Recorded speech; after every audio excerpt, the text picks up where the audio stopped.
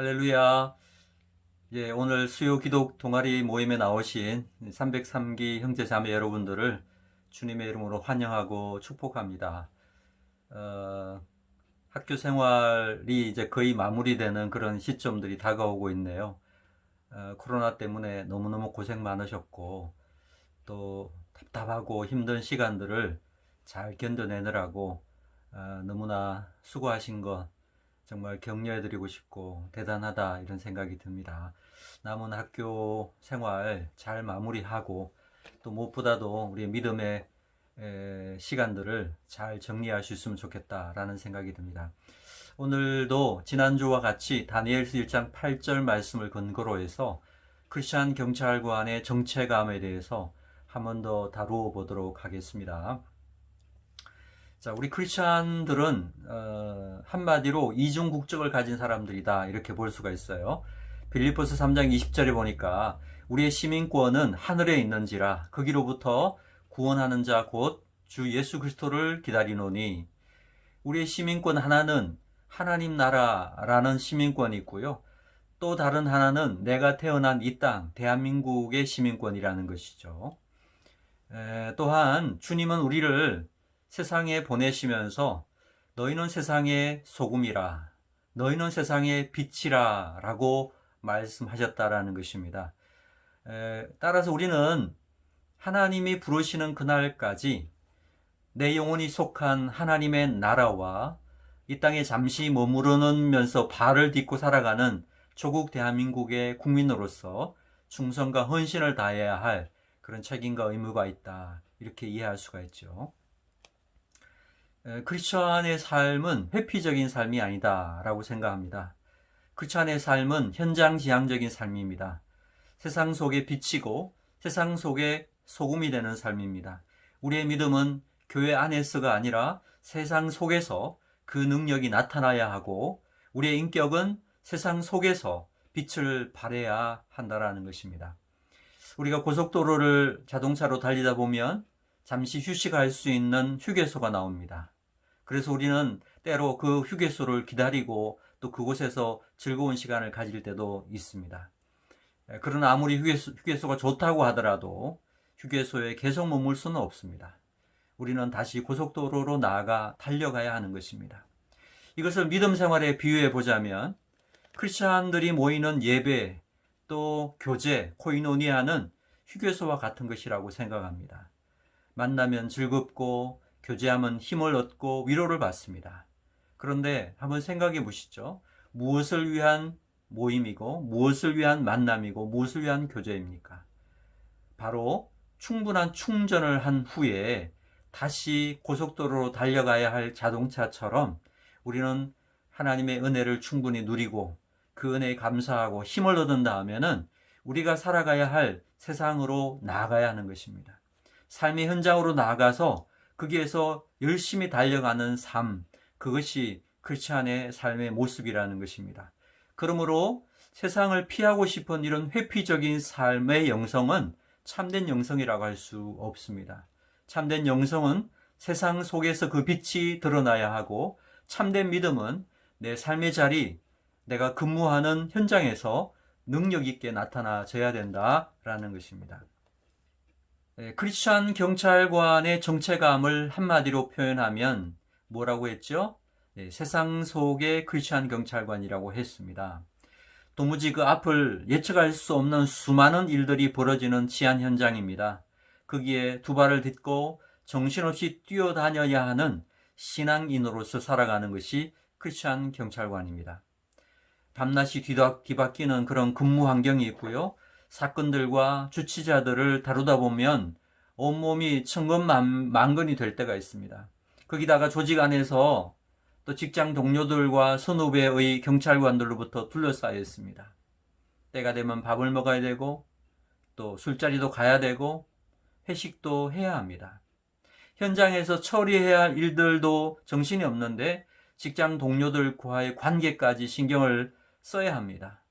밤낮이 뒤바뀌는 그런 생활에서 오는 피곤함과 또 미래의 승진을 위해서 끊임없는 경쟁을 해야 하는 그런 입장에 내몰리는 것입니다. 그러다 보니까 시간이 지나면서 처음에 가졌던 그러한 결심들이 흔들리면서 하나님 앞에서는 죄송하고 스스로는 자책감을 느끼면서 실망하는 그러한 크리스천들이 많이 생기게 됩니다. 최근에 졸업생 형제를 통해서 들었던 이야기가 생각이 납니다. 참 안타까운 마음이 들었습니다.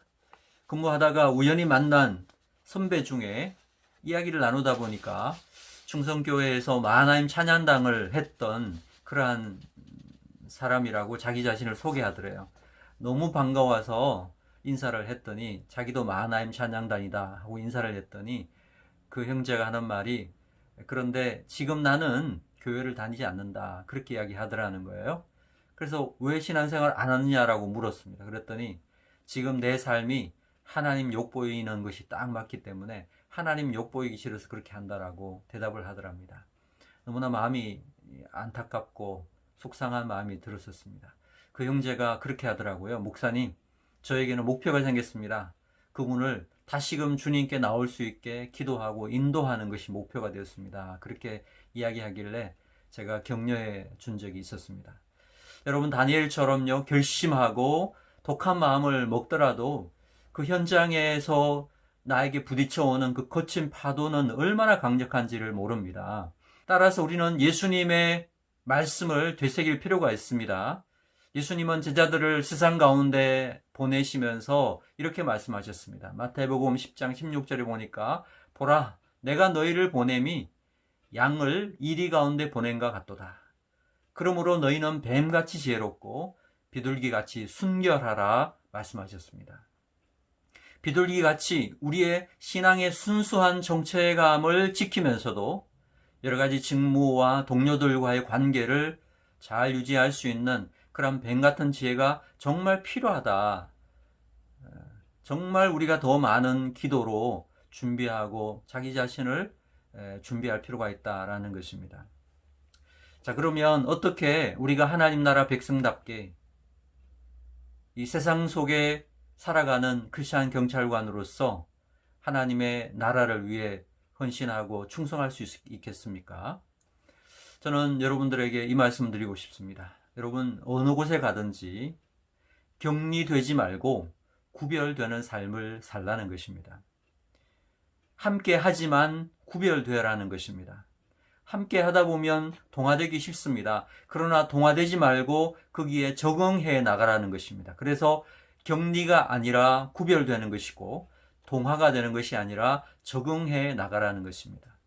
자, 다니엘과 세 친구는요, 왕이 내린 진미와 포도주로 자신들을 더럽히지 않기로 결정을 하였고 그 결정으로 인해서 많은 어려움을 겪었습니다만 마침내 승리할 수 있었다는 것입니다. 하나님이 주시는 지혜로 그 모든 상황들을 뛰어넘을 수 있게 되었다는 것입니다. 그러므로 우리가 현장에서 어떤 경우에서도 우리 현장에서 다른 동료들과 격리되면 안 된다는 것입니다. 함께 해야 합니다. 여러분, 회식 자리 있습니까? 피할 필요 없습니다. 끝까지 회식 자리 지키면서 소주 대신에 소주잔에 사이다를 따라 먹으면서 분위기 맞출 줄 알아야 되고요. 마지막에는 대리운전까지 해주면서 함께 해주는 것입니다. 그것이 함께하는 정신이에요.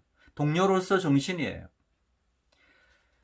저도 적은 경험이지만 이런 믿지 않는 사람들과의 모임에서 몇 번 경험해 본 적이 있습니다. 저는 술을 마시지 않으니까요.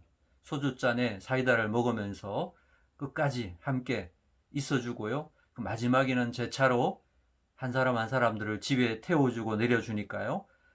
사람들이 나중에 저를 인정해 주더라고요. 제 말을 듣게 되더라고요. 어떤 한 분은 이런 이야기 했습니다. 목사님, 저는 목사님 만나면서 기독교에 대한 생각이 많이 변했습니다. 목사들은 다 도둑놈인 줄 알았는데 목사님을 보고 나서 그런 생각을 바꾸었습니다. 저는 이것만 하더라도 저의 역할이 하나님 나라를 위해서 큰 일을 했다, 이렇게 스스로 생각을 하고 있습니다.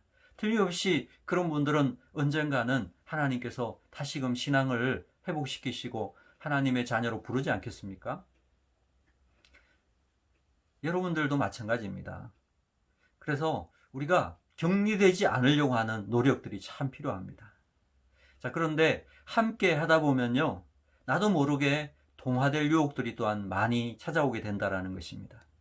자, 그럴 때마다 우리는 주님의 말씀을 다시금 붙잡아야 됩니다. 우리의 기준을 새롭게 해야 하는 것입니다.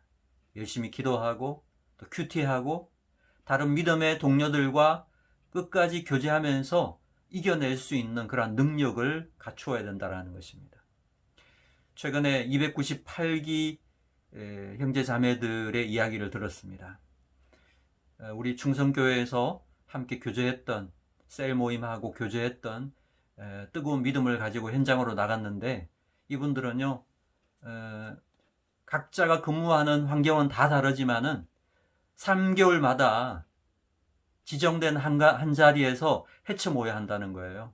그래서 좌표를 찍으면은 전부 그 시간이 되는 분들은 참여해서 같이 찬양을 부르고 같이 옛날의 이야기를 나누고 최근에 기도했던, 또 최근에 어려움 겪었던, 또 최근에 서로 여러 가지 문제들을 해결할 수 있는 그러한 문제들을 나누면서 믿음의 어떤 교제를 하고 있다는 것입니다.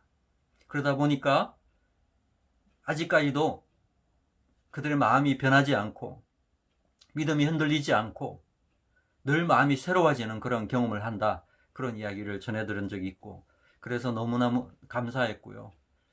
그 98기에서 또 우리 충성교회 예배도 한번 이렇게 찾아온 적도 있죠. 그 그룹들이요. 여러분, 우리가 어떻게 세상 속의 크리스찬의 경찰관의 삶을 살 수 있느냐? 격리되지 말고 구별되는 것입니다. 이것이 지혜라고 생각합니다. 소금이 맛을 잃으면 버리워져 밟히게 될 뿐입니다. 빛이 꺼져버리면 세상은 암흑천지가 되고 마는 것입니다. 주님께서 나를 보내시는 곳에서 빛이 되고 소금이 될 수 있도록 끊임없이 그분의 지혜를 구하면서 하나님의 말씀 붙잡고 믿음의 좋은 동지들과 함께 교제를 하면서 모든 유혹들을 이기며 나갈 수 있는 그러한 삶을 살아가는 것입니다. 여러분이 앞으로 현장에서 경험하게 될 여러 가지 많은 일들이 있지만 그 모든 것들을 뱀 같은 지혜와 비둘기 같은 순결함으로 세상 속의 크리스찬 경찰관으로 하나님께 영광 돌릴 수 있는 귀한 삶을 살 수 있게 되기를 주님의 이름으로 축복합니다. 감사합니다.